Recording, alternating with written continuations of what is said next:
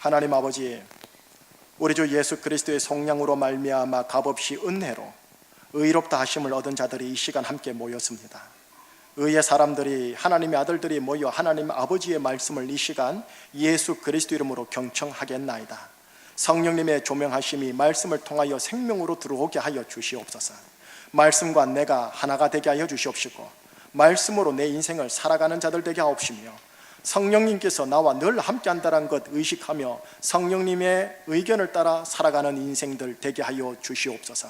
이 시간 예수 그리스도를 통해 아버지 하나님의 생명의 말씀이 성도들에게 힘으로, 능력으로, 회개로, 정결케 함으로, 또한 경고로, 권면으로, 위로로 들어가는 귀한 말씀이게 하여 주시옵소서.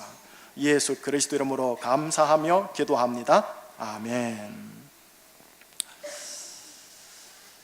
한 형제가 있었어요. 그 형제가 인생이 돈에 좀 혈안이 되어 있는 형제입니다. 돈에 혈안이 되어 있는 이 형제에게 한 친구가 있었고, 그 친구가 이 형제의 모습이 너무 안타까워가지고 충고 아닌 충고를 이 형제에게 했어요. 친구야, 인생의 행복은 돈에 있지 않아. 이렇게 해요. 그랬더니 이 형제가 도리어 이 친구에게 어떻게 대받아쳤냐면, 이 친구, 나는 지금 행복을 원하는 게 아니야. 돈을 원하는 게지 라고요. 여러분, 예전에는 인생의 행복과 인생의 돈을 서로 구분하고 별개로 두고 행복을 우위에 두었어요. 돈을 종속시켰죠. 그런데 지금 우리가 사는 이 시대는요, 행복이냐 불행이냐 별로 중요하지 않습니다. 나는 돈을 원해, 나는 돈이면 돼 하면서 돈의 권능을 소유하고자 하는 자들이 대단히 많아진 시대입니다. 돈에게는 권능이 있고 돈에는 마력이 있어요. 그게 얼마나 대단한지 조금 전에 짧은 친구 간의 대화, 실화입니다. 여러분, 새해가 되면 우리나라 새해 인사가 뭐죠? 새해 복 많이 받으세요, 이거 아닙니까? 근데 그 복이 대체적으로 상식적으로 무슨 복이냐면 물질의 복, 그죠? 돈의 복, 고상하게 말해서 부요함의 복을 많이 받으십시오라고 하는 겁니다. 대략 한 15년 전, 그러니까 2002년 연초에 어느 한 신용카드에서 CF 광고를 했는데 그게 대박이 쳐졌어요. 내용인즉슨 김정은 씨라는 예쁜 여자 탤런트가 서론에 나와가지고 깜찍하게 여러분 부자 되세요, 꼭이요 라고요. 기억납니까? 제가 지금 이렇게 하니까 되게 유치해 보이죠? 예, 유치합니다, 광고 자체가요. 그런데 그 유치함 광고 속에 사람들 내면 속에 그 부유함의 내밀한 소망을 직설적으로 시원하게 말해줌으로써요, 사람들의 공감을 사서 대박을 터뜨린 광고예요. 이렇던 물질의 복, 돈의 복, 부유함의 복은요, 오늘날 대한민국의 사람들 안에 있는 원초적인 소망입니다. 이를 하나님이 잘 알고 있고, 문제는 이를 마귀가 잘 알고 있어요. 그래서 하나님은 이거를 제대로 선용하려고 하고, 마귀는 이를 제대로 악용을 하려고 합니다. 자, 지난주를 이어서 오늘 설교 제목이 너는 복이 될지라 2거든요.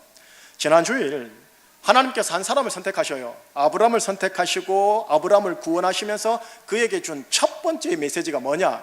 첫 번째 음성이 나를 믿어 예배 잘 드려라, 헌금 생활 잘해라, 봉사 생활 잘해라, 이게 아니었어요. 뭐였느냐? 너는 복이 될지라. You will be a blessing. 네가 지금 있는 삶의 자리인 가정의 현장에서, 직장의 현장에서, 예배당 교회의 현장에서, 너희가 만나는 부대끼는 사람들 속에서 너는 뭐가 되라? 복이 될지라. 이게 구원한 사람을 향한 첫 번째 메시지며, 여러분들을 하나님이 콜링한 첫 번째 메시지가 뭐냐? 예배드려라, 봉사생활해라, 이게 아니고 너는 이 가정에서 복이 될지라.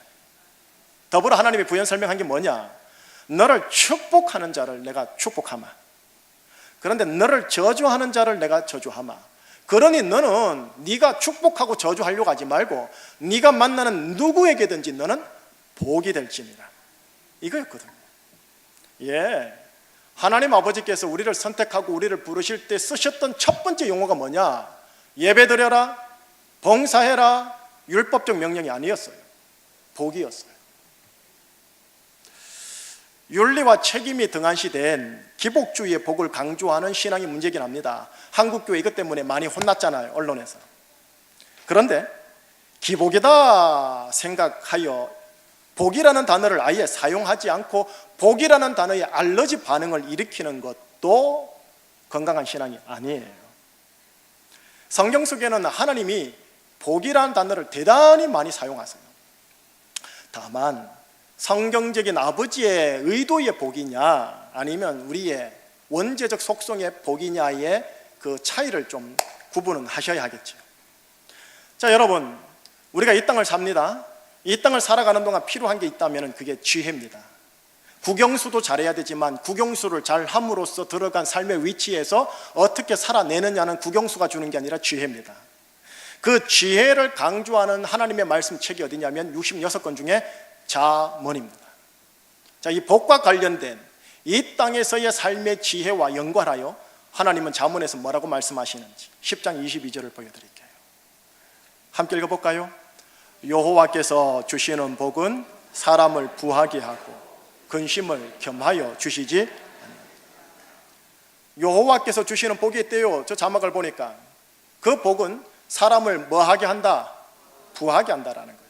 물론 물질의 복만이 아니에요. 지금은 물질을 주제로 가지고 하나님 말씀을 전하지만 물질만이 아니에요. 인격적인 부유함, 관계적인 부유함, 정서상의 부유함, 육체적인 건강의 부유함, 통합적인 부유함을 주는데 근심을 겸하여 주지 않는다라고 합니다.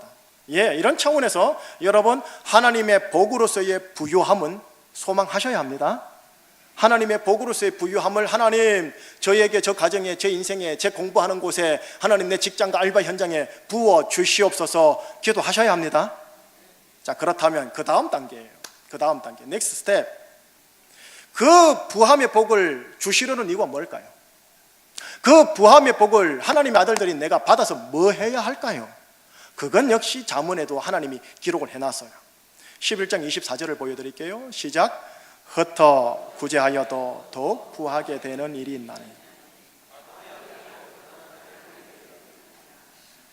부함이라는 복이 나를 위해 고여 있는 게 아니라 저 줄이 그어져 있는 것처럼 흩어 구제함으로 흘러가게 하는 것이 하나님이 우리에게, 나에게 복을 주시고자 원하는 이유입니다. 이를 일컬어 말하냐면 복의 흘러감이라고 그래요. 영어로 flowing, 제가 종종 썼죠. 이제 복에 흘러간다라는 거죠. 복은 흐른다라는 개념입니다. 소유 개민이 아니라 유통 개념이라는 소리입니다. 복은 흘러간다라는 겁니다. 자, 여러분들이 이 말씀을 딱 들었을 때 이렇게 말하고 싶은 어느 한 구석의 마음이 있을 거예요. 목사님, 제가 지금 상황이 좀 여의치가 않거든요. 목사님, 제가 어느 정도 부자가 좀 되면은 흘려보내겠습니다. 그 사람의 상황을 신방을 해보고 면담을 해보면 충분하게 이해가 되고 공감이 되긴 합니다. 그런데 이 시간 우리의 주님 되신 예수님의 음성 한번 들려드릴게요. 예수님의 제자들에게 이런 말씀을 하셨어요. 지극히 작은 것에 충성하는 자 큰 것에도 충성하느니라. 이런 말이에요. 목사님, 내가 지금 서울에 있었으면 이렇지 않을 텐데요. 아니요. 제주에 잘 있지 못하는 자 하나님이 서울로 인도 못해요. 목사님, 제가 1억 원만 있으면 제가 제대로 쓸 텐데요. 아니요. 지금 내 수중에 있는 10만 원 유용하게 관리하지 못하는 자에게 하나님이 1억 원을 줄 수가 없어요. 내 수중에 있는 작은 것에서부터 흘려보내는 자에게 하나님이 큰 것을 주시면서 큰 것도 흘려보낼 수 있도록 해줘요. 흘려보내지 못하는 자 큰 것 줘도 흘려보내지 못한다라는 거예요. 주님이 이런 자에게 과분하게 큰 것 주실 수 없다란 말이에요. 왜? 감당하기에 작은 그릇입니까? 왜? 주어지는 그 복이 어떻게 되느냐? 그 사람에게 도리어 독이 되니까. 자, 하나님의 입장은 이렇단 말이에요. 그런데 나의 입장, 인간의 입장과 마귀의 입장은 좀 달라요. 이게 입장의 차이가 좀 있는 거죠. 나는 이렇게 말하는 거예요. 복이 독이 될지 안 될지 그건 난 모르겠고 어쨌든 하나님, 나 지금 복 원합니다. 어이 친구, 나는 지금 행복을 원하는 게 아니야. 돈을 원하는 거지. 같은 이슈입니다. 이게. 그래서 주님이 이런 내 마음을 아시고 나에게 돌직구 직설적으로 주신 말씀이 있으세요. 조금 부담스럽긴 하지만 읽으셔야 될 것 같아요. 마태복음 6장 24절이에요. 자, 우리 한번 같이 읽어봐요. 시작.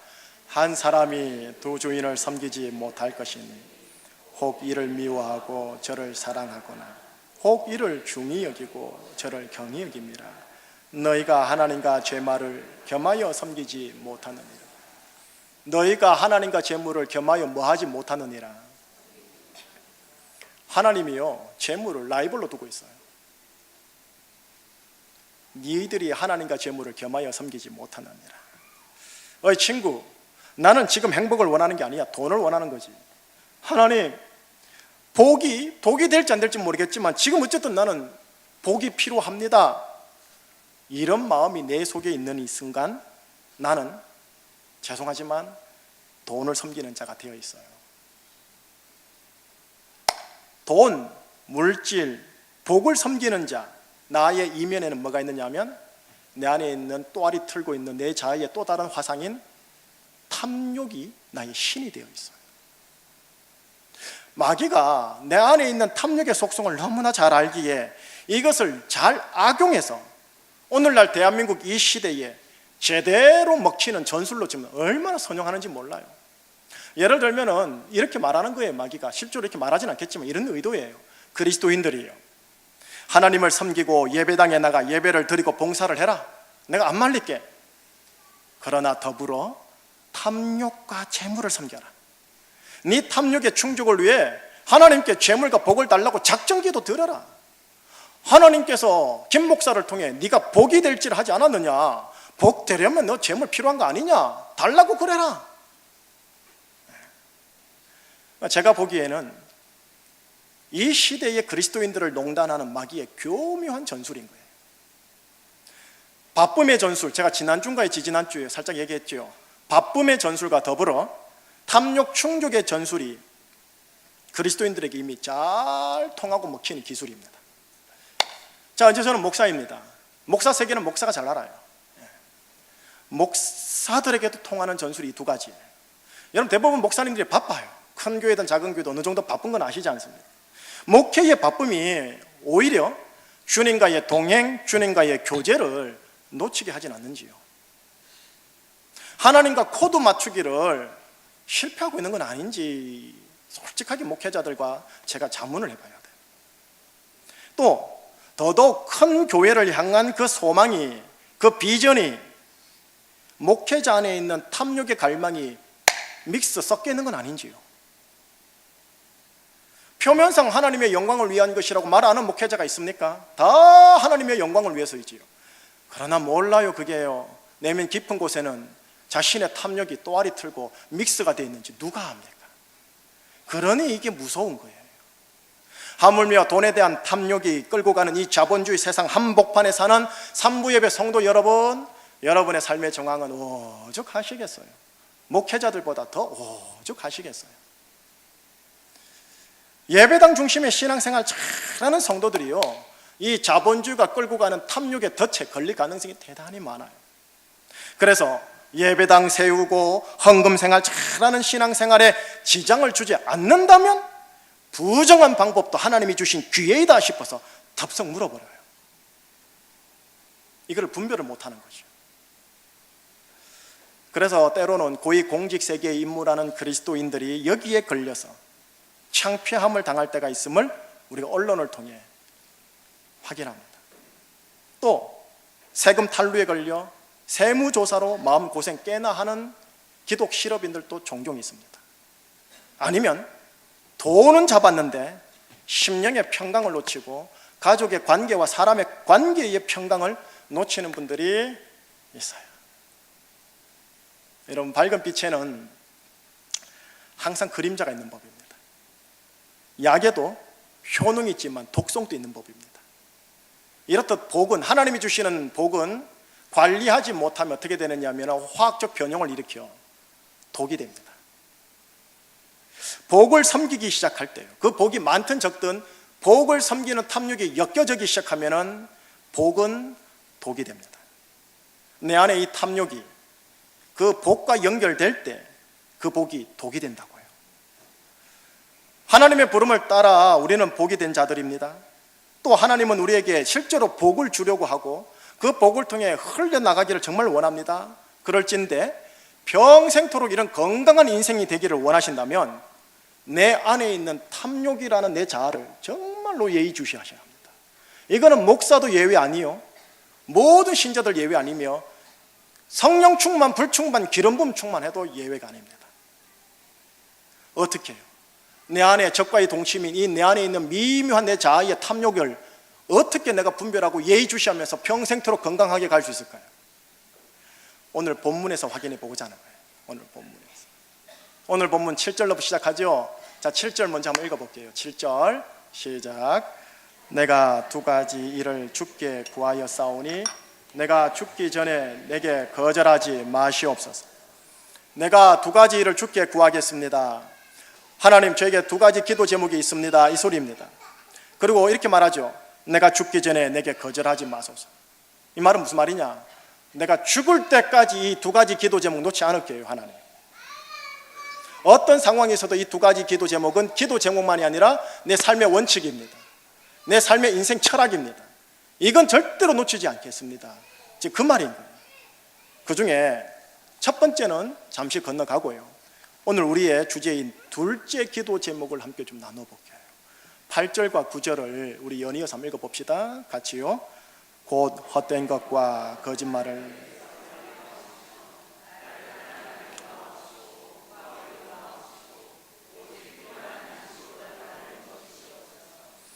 혹 내가 배불러서 하나님을 모른다 여호와가 누구냐 할까 하오며 혹 내가 가난하여 도둑질하고 내 하나님의 이름을 욕되게 할까 두려워함이니이다. 아멘. 이 노란색으로 펼쳐져 있는 구절을 따로 제가 해서 내 기도다 생각하고 한번 다시 읽었으면 좋겠어요. 아마 앞에 자막으로 흰색으로 나올 거예요. 우리 한번 같이 한번 읽어봐요. 하나님 아버지, 나를 가난하게도 마옵시고 부하게도 마옵소서. 오직 필요한 양식으로 나를 먹이시옵소서. 혹 내가 배불러서 하나님을 모른다 여호와가 누구냐 할까 하오며 혹 내가 가난하여 도둑질하고 내 하나님의 이름을 욕되게 할까 두려워함이니이다. 여러분, 조금 전에 제가 잠언에 대해서 살짝 얘기했죠. 잠언이라는 성경은요, 저 땅이 아니고 이 땅에서의 삶의 지혜를 언급하는 책이에요. 예, 하나님은 우리가 저 땅이 아니라 이 땅에서 복을 받고 복을 누리고 복을 흘려보내는 삶을 살기를 원하세요. 그렇다면 잠언은 대단히 우리에게 중요한 메시지가 되어져요. 그런데 오늘 읽었던 이 본문이 잠언 속에 있는 본문인데, 복을 누리며 복을 흘려보낼 사람들이 평생토록 지니고 있어야 할 삶의 지혜 중에 하나, 바로 이 본문이고요, 평생토록 내가 하나님께 아뢰어야 할 기도 제목 하나, 바로 이것이 오늘 본문이에요. 가난하게도 마옵시고 부유하게도 마옵시고 가난하여 도둑질함으로 하나님 이름을 욕되가 될까 제가 염려되며 부함으로 하나님을 모른다 할까 제가 심히 염려됩니다. 하나님, 평생 하나님께 드려야 할 기도요, 지혜래요. 여러분 아시다시피 사람은 참 간사한 존재입니다. 가난할 때 심정 다르고 부할 때 심정 다르고 아파서 하나님께 부르짖을 때 심정 다르고 하나님의 크신 은혜와 능력으로 치유된 후 심정 달라요. 이 내 안의 간사함을 아는 것을 일컬어 잠언에서는 뭐라 하냐면은 지혜롭다라고 하고요, 지혜로운 자이기 때문에 이 기도를 평생토록 드려라라고 하나님이 오늘 말씀하시는 거예요. 잠언을 읽는 독자인 나로 하여금 나의 심정이 얼마나 연약하고 비열하고 간사한지 아는 지혜를 우리에게 주는 책이에요. 자, 하나님이 지난주에 말씀을 하셨어요. 나에게, 우리에게 너는 복이 될지라. 너는 지금 있는 이 땅에서, 이 가정에서 복이 될지라. 그리고 실제로 하나님은 우리에게 복을 주십니다. 그리고 우리를 부하게 하려 하신다고 잠언을 방금 읽었습니다. 그리고 하나님은 부하게 한 우리를 통해 어떻게 한다? 그 복을 흘려보내는 자가 되도록 하셨다라고 잠언에서 또 함께 확인하였습니다. 그런데 여기서부터예요. 내 안에 있는 나의 또 다른 자인 탐욕이 하나님이 주신다고 생각하는 그 물질과 복에 연결되어 그 복을 섬기기 시작하면 하나님이 누구뇨라는 행실이 보인답니다. 그가 목사일지라도, 그가 크리스찬이랄지라도. 반면에 물질과 복에 내 탐욕이 연결되어 있어 내가 원하는 만큼 부유하지 못하다 할지라도, 다시 말해 가난할지라도 오히려 그 가난함으로 인해 하나님을 욕되게 하는 행실을 선택할 가능성이 많대요. 착복을 하던가 뇌물을 받던가 전례란 이름으로 다른 어떤 행동을 하게 되던가요. 아이고 목사님, 저는 안 그럴 겁니다.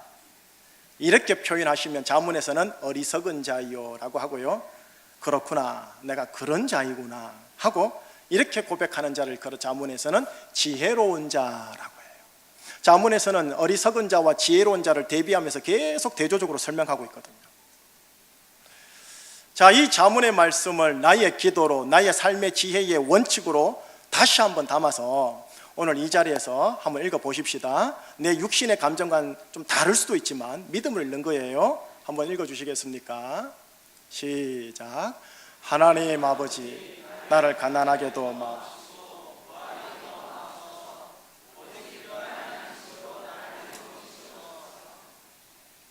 벌써 다 읽으시네.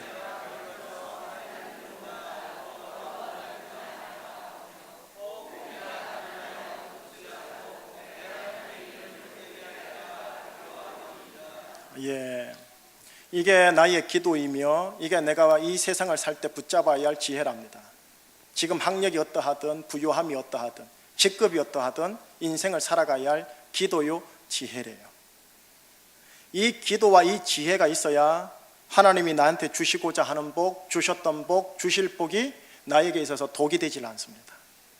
그리고 그 복을 담는 내 그릇이 점점 더 커집니다.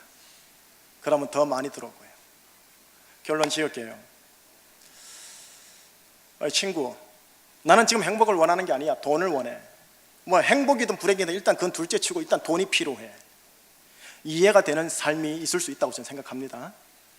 하나님, 복이 독이 될지 안 될지 그건 난 모르겠고 일단 지금 당장 급하니까 복 좀 주세요. 상황을 이해할 수도 있지만 이 고백이 내 속에서 또아리 틀고 주름 잡기 시작하면 나는 탐욕의 동기를 따라 재물과 복을 섬기는 자가 되어지는 겁니다. 그렇게 여러분에게 한번 권면해 보는 거예요. 나는 재물과 복을 섬기는 자가 아니요 하나님을 섬기는 자입니다. 이 고백을 하나님께 정말로 드리고 싶은다면 이 신앙 고백의 진정성을 따라 하나님께 11조를 포함한 모든 헌금들을 진정성을 따라 올려주시기를 바라요. 기복적으로 복받기 위해서 드리는 거 말고요. 이 물질의 주인은 내가 아닙니다. 주님이십니다. 하나님 아버지십니다. 라는 고백을 따라 여러분의 여건에 맞게요, 믿음의 분량에 맞게요, 자원하는 심령을 따라서 하나님께 올려드려달란 말입니다. 내 이 봉헌하는 모습과 내 이 봉헌의 정직성을 가만히 헤아려 보면 나의 재물 섬김과 나의 재물 의존함이 어떠한지 스스로 판단할 수 있어요. 좀 더 나아가서요, 내 주위 사람들에게 내가 어떻게 나의 가지고 있는 걸 흘려보내고 있는지를 가만히 헤아려 보세요. 하다못해 자판기에 커피 한 잔을 정말 내가 흘려보내려고 하는지, 식사 한 끼 내가 정말 흘려보내려고 하는지, 검정 봉다리에 내가 담아서 정말 흘려보내려고 하는지 가만히 헤아려 보면 나의 재물 섬김과 재물 의존함이 어떠한지가 분별이 되어져요.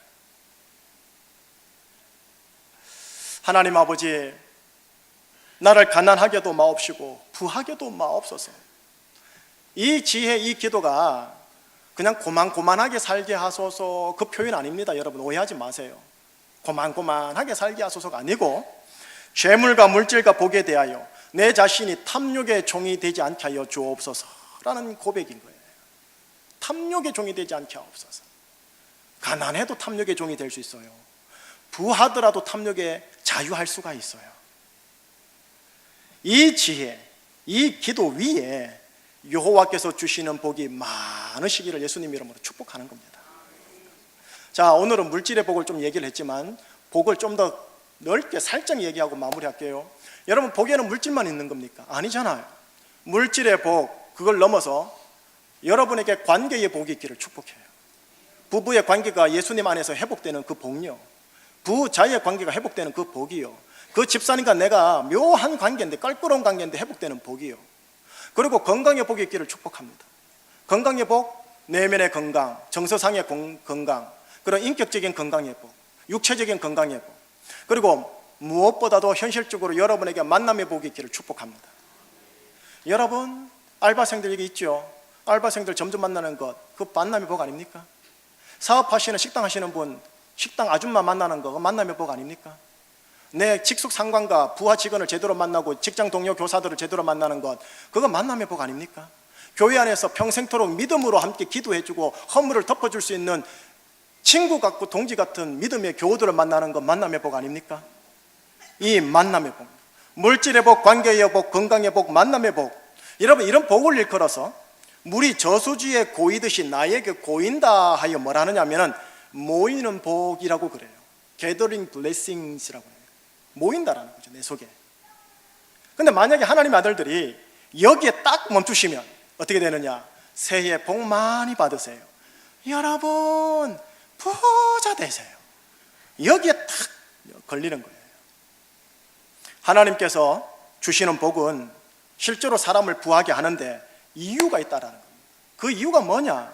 이 복을 받아 네가 누리는 가운데 넘쳐 흐름으로 인하여 구제를 많이 하는 복, 나눔을 많이 하는 복, 기부를 많이 하는 복, 다른 사람과 기관과 조직을 세워나가는 복, 교회와 관련하여 전도와 선교에 많이 투자하는 복, 그리고 물질복만 복입니까? 가장 비근한 복이 언어의 복이거든요. 유머와 말과 재치와 위트로 많이 위로하고 격려하는 복, 하나님이 이 복으로까지 나가서 흘러가기를 원하시는 거예요.